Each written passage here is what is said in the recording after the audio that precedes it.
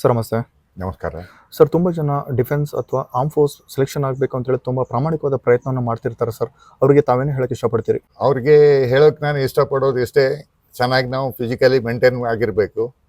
ನಾವು ಚೆನ್ನಾಗಿ ಮೇಂಟೈನ್ ಮಾಡಿದ್ದೆ ಅಂಥೇಳಿ ಅದಕ್ಕೆ ನಾವು as A black cat commando ಅಂತ NSG ಒಳಗೆ ನಾವು ಸೆಲೆಕ್ಟ್ ಆದ್ವಿ. ಸೆಲೆಕ್ಟ್ ಆದಮೇಲೆ ಅಲ್ಲಿ ನಾವು 6 ವರ್ಷ ನಾವು ಸೇವೆ ಸಲ್ಲಿಸಿದ್ದೀವಿ. ನಾವು ಸೇವೆ ಸಲ್ಲಿಸ್ಬೇಕಂದ್ರೆ ನಾವು ಫಿಸಿಕಲಿ ಫಿಟ್ ಇರಬೇಕು. ಬ್ಲ್ಯಾಕ್ ಕ್ಯಾಟ್ ಅನ್ನೋದು ಹಾಗೆ ಆಗೋದಿಲ್ಲ.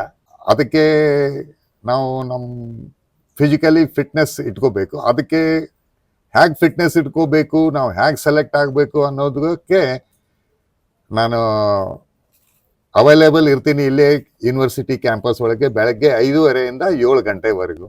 ಅಲ್ಲಿ ಬಂದು ನೀವು ನನ್ನ ಕಾಂಟ್ಯಾಕ್ಟ್ ಮಾಡ್ಬೋದು.